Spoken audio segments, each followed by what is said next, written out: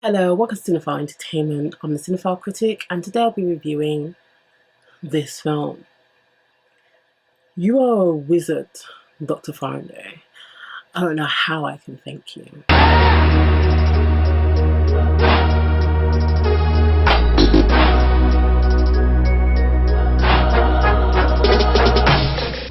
The Little Stranger.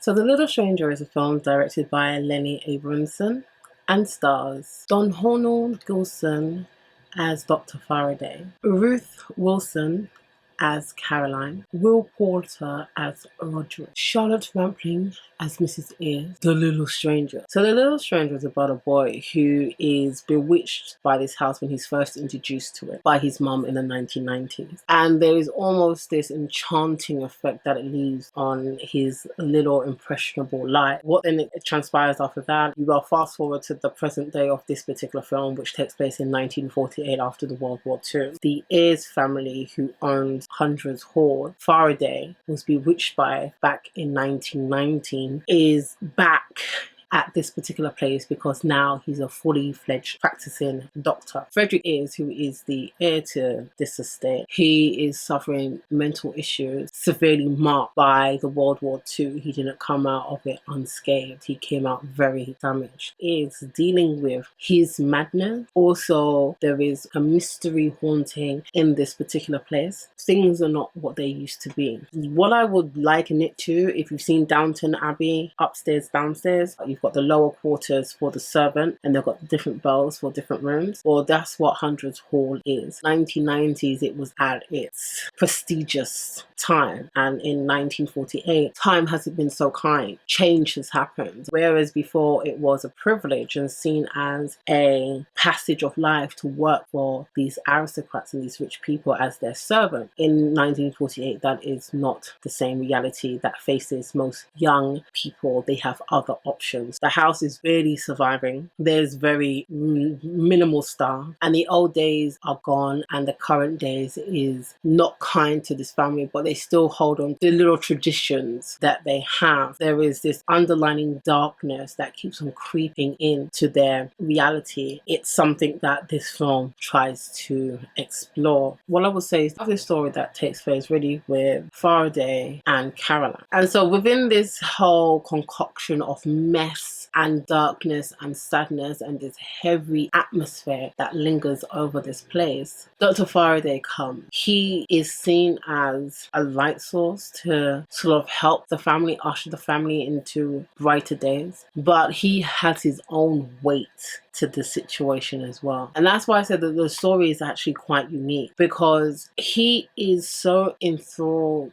so enchanted with the house, that when he first was introduced to the house, it never left him. That thing of wanting to be the man of the house, wanting to be part of the house, never left him. I don't want to give too much away, because what this film does is it explores his psyche and it explores his relationship with the Ears and why he refuses to leave and just stays. I thought that the way how the filmmaker tackled that particular thread, I thought that was quite interesting. I haven't seen this particular type of storyline, this particular type of intrigue and mystery surrounding, a house like this, and the way how they told the story. I think they told it in a very unique way. This is not your typical average mystery or haunting. It's actually approached and done differently that makes it very unique. One of the things I would say is Will Porter, he is, in my opinion, the best actor in this film. I mean, he is really damaged. Physically, emotionally, the war has done a number on him. And the way how he acts his character as incoherent expressionist, burst of madness, and then retreat into softness is just amazing. And I'm actually quite proud of this actor, because at least he has not been typecast. And the fact that he's playing in roles like this and doing more than a convincing job, like playing it beautifully, I'm glad that he's finally been able to stretch his acting abilities and being able to get different roles that is not typecasting him through as maybe, you know, a villain. Now, my biggest issues that I have with this film is Faraday. I felt that Faraday was just too uninteresting to be the main character, or how he's played. I mean, I find that the story's interesting. I find him as a character interesting. I just didn't like the way how he was played, because he's interesting to a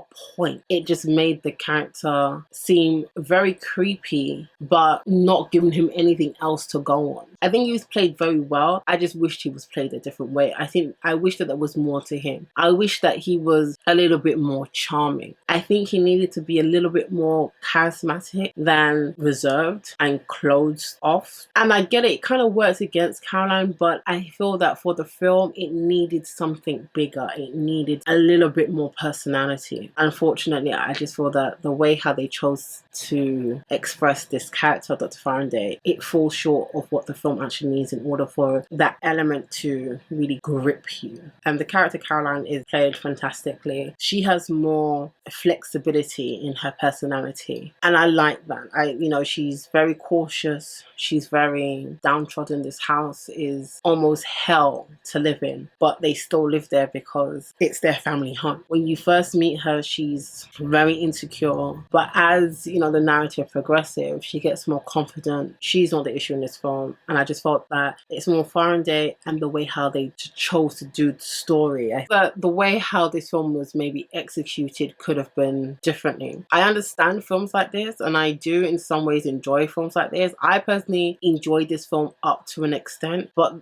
having said that, just because this is that type of film doesn't mean that pauses should always be in a film like this. What tends to happen is you drag out the narrative. Those pauses, for the most part, not in its entirety, didn't really build any character. It just made the scene longer for no reason. And I know that those types of things are supposed to provide atmosphere, is supposed to provide, you know, a way of sort of looking at the psyche and the consciousness and what's happening in the actual scene. I personally just felt that when you have too much of those long pauses, in some films it can work, but in this film it just did not work. I think the dialogue is fine. Dialogue fits this particular film. So that's kind of what I thought about this film. I thought that Roderick was the best actor. I mean, the cinematography in this film is okay. It's not going to be the thing that grabs you or draws your attention. It's actually going to be the story and the character. Now, the story does do that. The characters, to some extent, do that. But in some ways, they do fall short a little bit. Less of these white spaces, you know, drawn out scenes, quiet moments. It didn't add anything to the character. It didn't add anything to the atmosphere. It didn't add anything to internal mechanical movements of his psyche and her psyche. I haven't seen a film like this. A film, a story, a narrative in where a haunting can take place with someone who's sort of still alive. That's quite interesting to me, because they are projecting a psyche. They're projecting a part of themselves to this building that just will not go. Story, I felt, could have been done a little bit better, because I really do feel that the story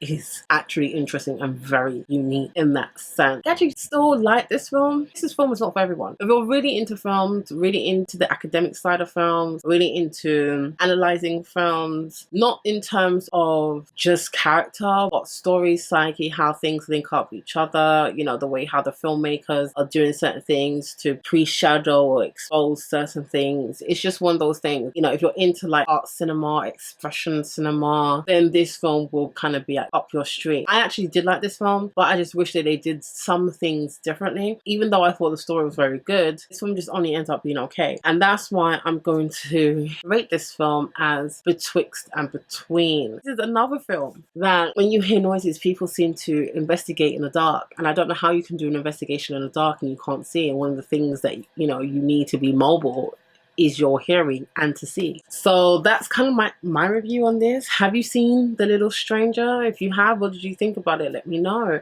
in the comments below. Let's get this conversation started. And I would like to say thank you for watching my review. If you liked what you saw, then please subscribe. If you're thinking, just wait a minute, just wait. I'll see if there's anything more and maybe I'll come back. Then hopefully I will see you again. And remember, until next time, keep safe. Bye.